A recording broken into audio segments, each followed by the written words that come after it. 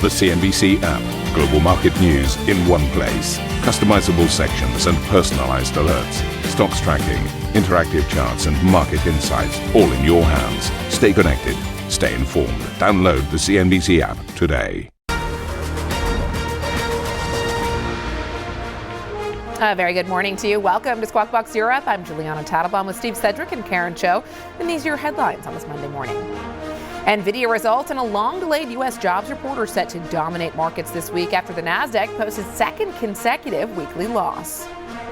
Germany's Finance Minister Lars Klingbeil lands in Beijing ahead of talks with Vice Premier He Lifeng as Europe's largest economy reassesses economic ties, even as its blue chips continue to invest heavily in China. And Switzerland vowing to make major investments in the US in return for the White House cutting tariffs down to 15%. But the US Trade Representative Jaimeson Greer warns the European Union remains a flashpoint in President Trump's trade program.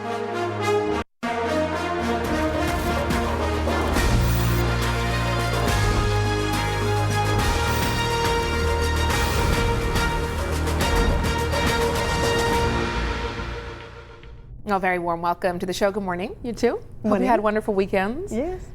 Feels like tensions are running high heading into this week if you're an investor. I was just looking over last week's market moves, and if you look at the headline of the U.S. indices, it's kind of nothing to write home about. The Nasdaq ending marginally higher, about 0.5% on the week. The Dow, the S&P ending slightly higher, but that really masks the story. It was obviously a week of high tensions in the tech sector, major volatility in a number of the tech favorites. And now this week, I think there's a huge amount to play for. Nvidia earnings and two significant labor market reports due out of the U.S.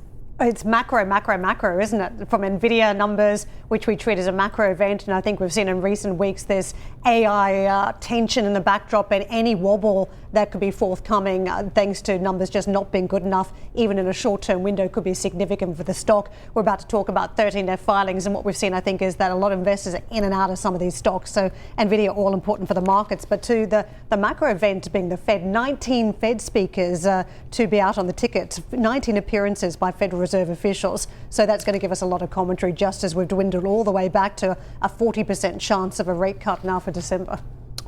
Yes. Let me just add in, though, that whilst I agree with everything you've just said, and that actually it was a kind of non-event if you just looked at the end result on the markets at the end of the week. In fact, actually, Nvidia is actually up over the last month, which is incredible. Palantir is only down 2.3%. And by the way, they're the kind of like the listed darlings for different aspects of this. OpenAI, well, they've raised money, which basically puts them at $500 billion.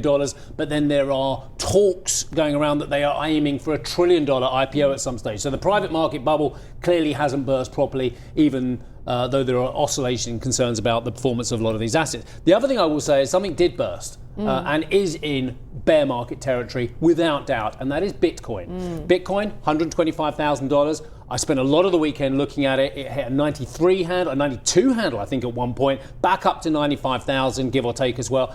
What I'm interested in, how much the Bitcoin bubble bursting story, don't get me wrong, it's still come up massively over the last year and could be an amazing entry point, but how much that's going to affect the psyche of other investors in technology. We know that Bitcoin investors tend to be tech bros, tend to be tech positive as well. The fact of the matter is, a lot of people who invest in Bitcoin and their Bitcoin treasury strategies from now have been wiped out in terms of their valuation. I'll give you an example. The Doyen, Michael Saylor's strategy stroke micro strategy, is down roughly 50% from its highs. But to your point, actually, I started the morning reading about the investment that Harvard management company had made into Bitcoin, which is not typically what you think. This is the institution that invests, one of the stewards for Harvard University endowment, and they'd actually put a large chunk of their holdings into a Bitcoin ETF, into IBET Holdings, 21% of its US public equities portfolio. So I think the filings we saw the other day, the 13F, giving a sense of places that you wouldn't be thinking would be investing in Bitcoin actually were going after these risky bets in the market. Well, well done to all the geniuses out there who think that investing in crypto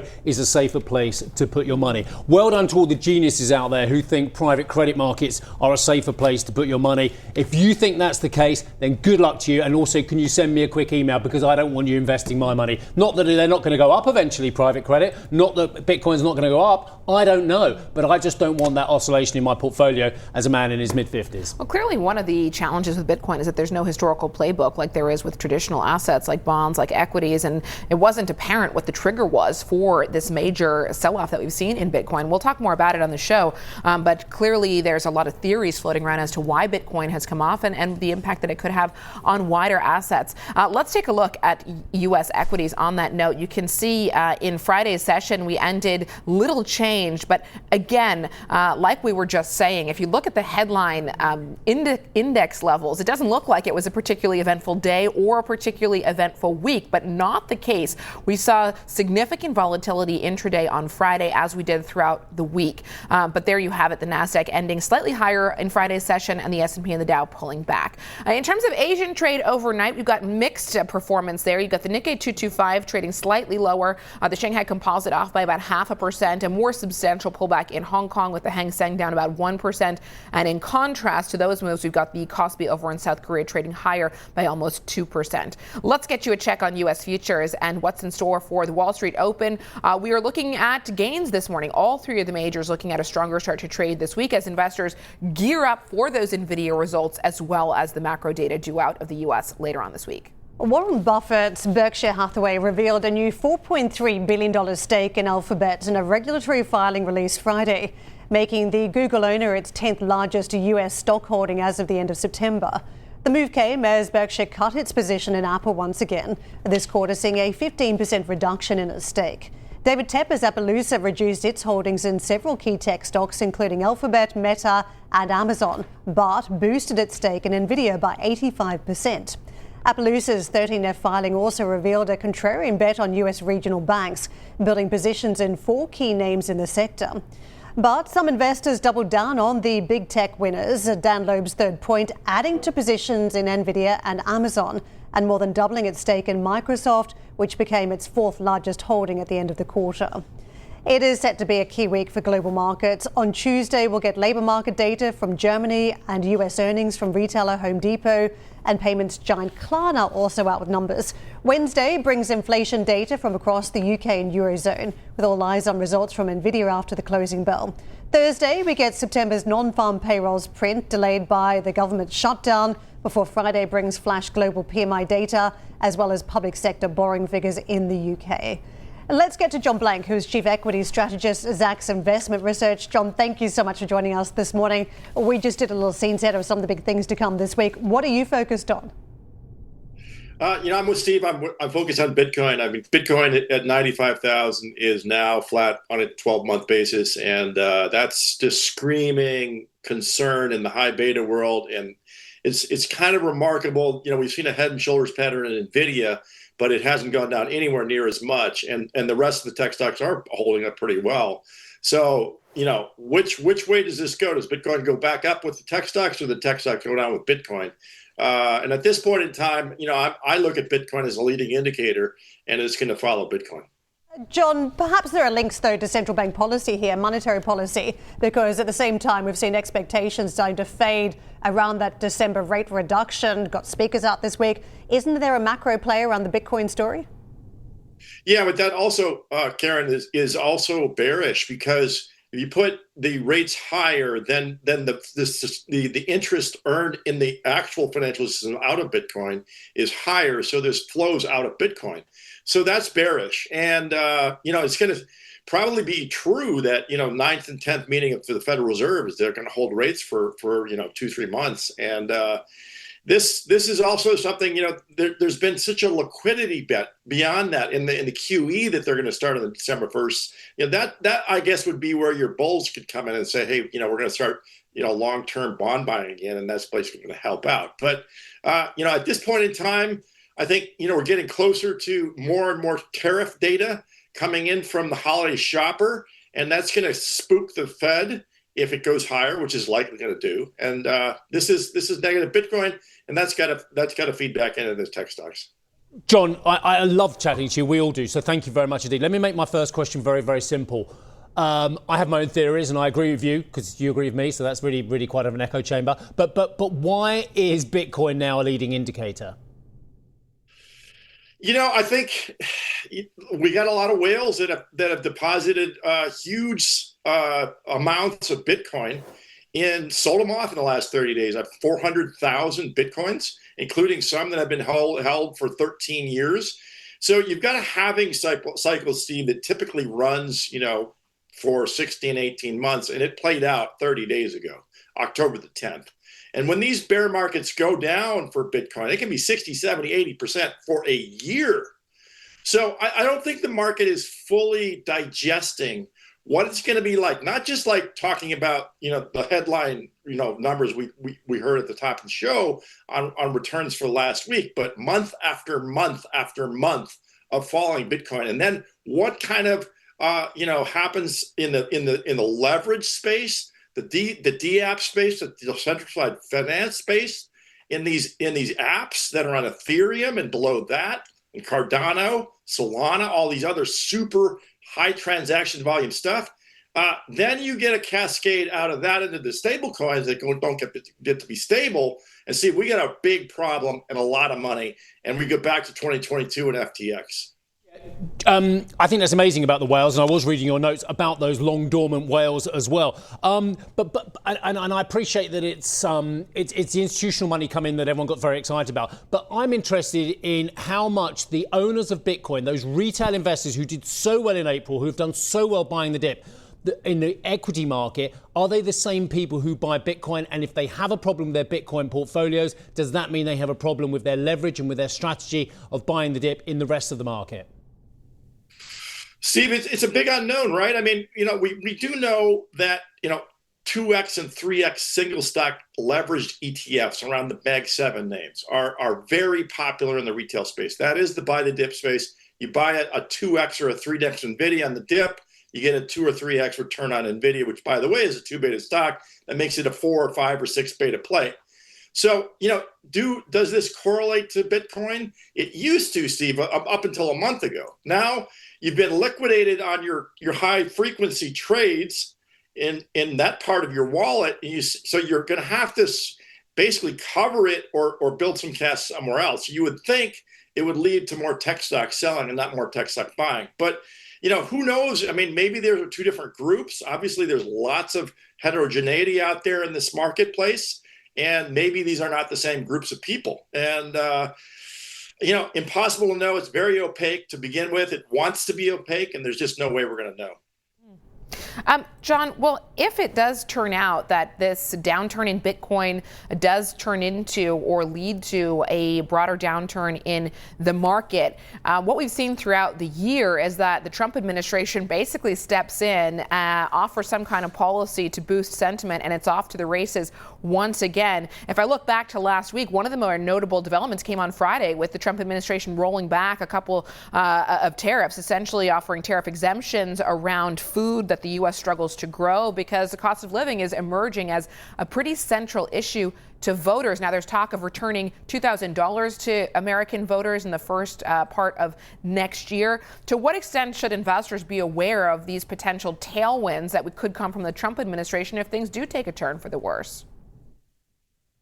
Well, I don't know if this is a lot of more job owning than reality, because I think a lot of the implementation that would be, held off for a lot of different reasons. But I also think you've got a bigger, issue, elephant in the room, if you will, with the tariff situation. And they don't own that one. That the Supreme Court does. And if the Supreme Court does invalidate the tariffs, then there's a huge blowback in terms of who pays the 100 billion, 300 billion, 200 billion refunds that they've collected in tariffs this year, what that does to the bond market, what that does to the interest rate market. Then you've got a story of orders of magnitude bigger than the kinds of consumer stimulus that you brought to the table. So I think, a lot of, the post-midterm or election results have left this administration realizing that it doesn't have all the chips and doesn't have all the cards. And some of them are going to start to fall the other way. And then they're going to have to reel not only from the markets, but from other parts of the government itself or the state attorney generals who are also putting a heck of a fight with them. Post those elections, I assume you mean, in New York, California, Virginia in the last couple of weeks. John, if you are an investor who is concerned about some of these risks materializing, where's the best place to hide out? And are we starting to see signs that investors are rotating into some of the less loved parts of the market this year, the defensive parts of the market?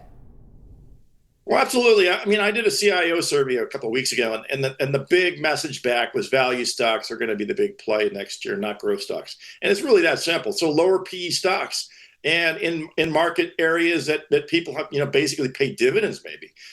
Again, if you're going to look to get out of just Momo stocks, it's going to be value stocks with some growth element. So another part of the market might be the biotechs that they've been beaten up pretty badly. They're still got growth, but they're now pretty good value. So there's a lot of areas like that. I think people could rotate back into industrials. Some of the banking names look pretty good. And I think the other thing I think we've gotten a little too carried away with lumping the 7 big stocks together, because the 7 big, hyperscaler stocks go from a 200 PE with Nvidia or with Tesla down to a 20 PE with Microsoft or with Meta.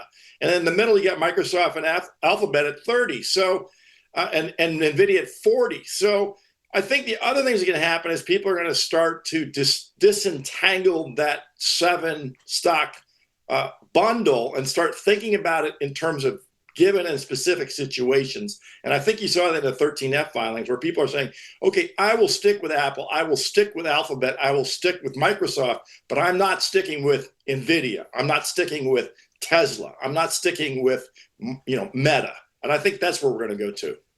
Let me ask you directly, though, about Nvidia, because it was a massive quarter. Jensen Huang was on a plane every 2 minutes, inking deals around the world. It meant a huge amount of semiconductor orders coming his way. Do you think that we're going to be looking at a decent earnings outing for Nvidia? I have to believe that, Karen. I absolutely have to believe they're going to beat. I mean, they don't beat, the typical beat is about a 5% beat on earnings. So if we think that is going to be the mark they absolutely have to make, they have to beat 5% on earnings on Wednesday. If they don't, the stocks are going to collapse 4 or 5% for sure. The question really is, if they beat 6 or 7 or 8%, does the market price that in and go nowhere with the stock, or what happens? And so, everything in this market, when it's a $5 trillion market cap stock, depends on this single company. As you correctly pointed out, it's a macroeconomic event because the stock market wealth that can be dissipated by this company's performance on Wednesday is mind-boggling. And then, of course, you brought up the South Korean exchange doing well. Well, that's the big chip companies over there, all the suppliers and all the other stuff down in Taiwan. This is an Asian effect. So, and then the chip effects across the United States, Lam Research, all these other names. So there's really no way to understate the need to see how the market prices in a beat. It's going to be a beat, but how it prices it in is going to be very relevant. Final question from me, John. We've talked a lot about the technology stocks and about Bitcoin. I think that's absolutely where we should focus as well. But I did mention as well about the private markets. I think there are concerns that people have got in way over their head in stuff they don't understand. Do you have concerns about the private markets and private market valuations? Absolutely, Steve. I think, the issue for me is, you've got this hyperscaler CapEx. And if you have, if you're Microsoft, for example, or Amazon, you have huge cash flows, very high credit rating, and you can basically lend the money to yourself to do this hyperscaling of this CapEx, all these data centers. You're good to go. There's no worry for you. Now let's get out into CoreWeave. Let's get out into Oracle. These names that are doing a lot of high yield issuance on balance sheet, off balance sheet, with partners in private credit markets, building these data centers, who are betting on huge assumptions of growth and profits that come with that. And I get much more concerned. So I think the problem here is this really is not 2000 at all. It's not venture capital. And it's just a few tentpole names that are making it look easy to do data centers. But outside of that, you got to put leverage in place. You got to put high yield debt in place. And then you got to go to these credit groups to get that money. And that gets scary, like you pointed out. And who knows what's going on there. But, private equity and private credit, some of it's already sold off quite dramatically in the last few months. And that's the other issue here is whether the private equity groups are also showing the public equity markets where to go, which is down. Brilliant, John. Thank you very much indeed for that. And just for our viewers, with that in mind, have a look at the FT story today. Blue Owl private credit fund manager leaves some investors, wait for it, facing 20% hit. John Blank, thank you very much indeed for your time today, sir. Chief Equity Strategist at Zacks Investment Research. European earnings have outpaced expectations in the third quarter with annual growth of 4.7% according to LSEG data, defying expectations of a decline before the start of the period in October. Of the stock 600 companies which reported through to November the 11th, 53% beat analysts' earnings expectations while 39% fell short. Analysis from Deutsche Bank of commentary from 280 European companies found 25% upgrading their guidance, with 16% having to withdraw or downgrade their stocks. That's slightly below the upgrade level recorded last quarter, but still marks an elevated level, with Europe's banking sector recording the strongest guidance upgrade ratio. The banks still look hot, don't they? Coming up on the show, Switzerland secures a US tariff deal slashing levies to 15%. We'll be live in Zurich. Plus, the countdown remains on. It's been on for a long time, too long, many would say. For the UK budget, we'll take a look at what to expect. Good luck, it's still over a week away. I don't know if we can say what we're going to expect, but anyway, with Reeves' speech after last week's reported U-turn of the U-turn. And we'll dig into the outlook for UK digital assets with Albion VC's Jay Wilson. That conversation, 9:15 London time.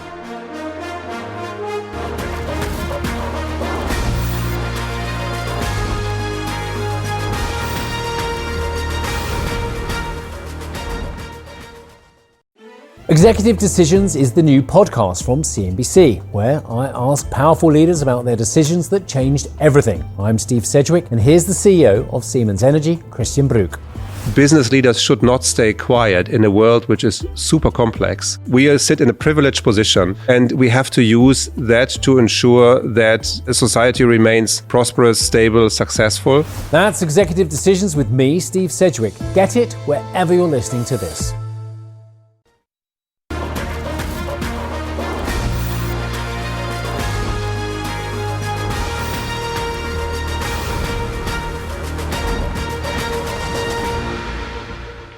US President Donald Trump has called on House Republicans to vote to release files related to convicted sex offender Jeffrey Epstein, in a sharp reversal of his previous stance. The House is set to vote on a petition demanding the release of files tomorrow. Trump has denied knowing about Epstein's abuse of underage girls and women.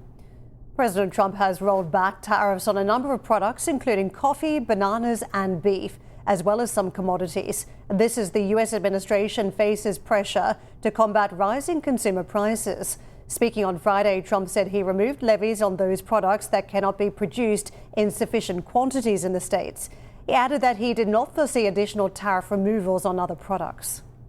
I don't think it'll be necessary. We just had a little bit of a rollback on some foods, like coffee, as an example, where the prices of coffee were a little bit high. Now they'll be on the low side in a very short period of time. We're very good at this. U.S. Trade Representative Jaimeson Greer says trade remained a, quote, flashpoint in Washington's ties with the EU. In an interview with the Financial Times, Greer said that EU tariffs on American exports were still too high, despite the agreement struck earlier in July, and that the bloc was slow to cut levies. Greer's comments came ahead of planned negotiations with EU Commissioner for Trade, Maros Šefčovič, that is set to take place next week. Switzerland has reached a trade deal with the United States. Under the agreement, Washington will lower tariffs on imports from the country to 15% from a previous 39%, while Switzerland pledged to invest $200 billion in the U.S. by the end of 2028. The country also agreed to remove some of its agricultural trade barriers to allow for more U.S. products to reach the Swiss market. Now, over the weekend, the Swiss economy minister rejected claims that the country was surrendering to the U.S., arguing Bern had not made any concessions that would threaten its independence. In an interview with our U.S. colleagues, a U.S. Trade Representative Jaimeson Greer specified which areas Switzerland will invest in. They're going to, send a lot of their manufacturing here to the United States, pharmaceuticals, gold smelting, railway equipment. So we're really excited about that deal and what it means for American manufacturing. Let's get out to Carolyn, who joins us now with more on this deal. Carolyn, looking at the Swiss market last week, the trade we saw in the lead up to Friday and then Friday included, it looks like investors breathing a sigh of relief here. But put some meat on the bones in terms of what the Swiss have had to give up. I just gave the headlines there in order to bring this 39% tariff rate down to 15%.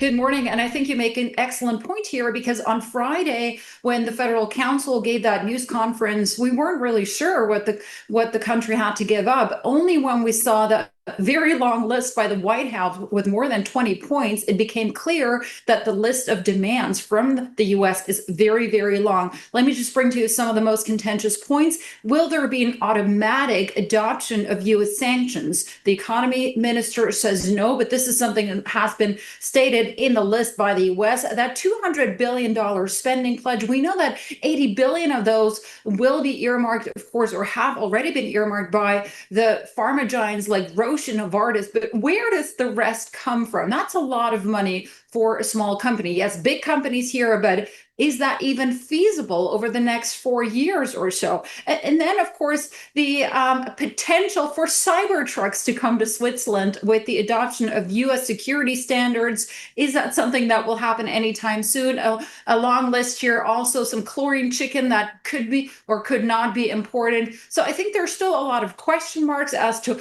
how this package, this deal, which at this point is still non-binding, can be implemented.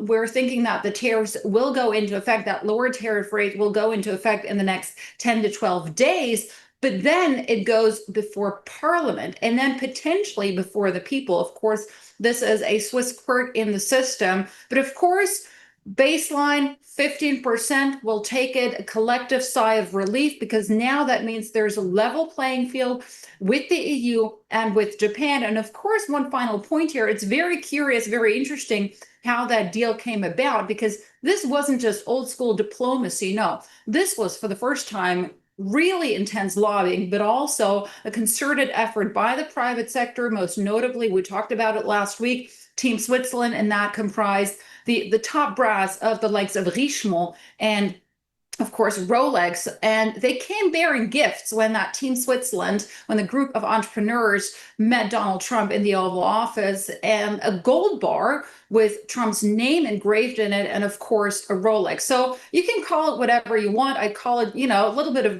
Rolex diplomacy, old school diplomacy, but that ultimately did the trick.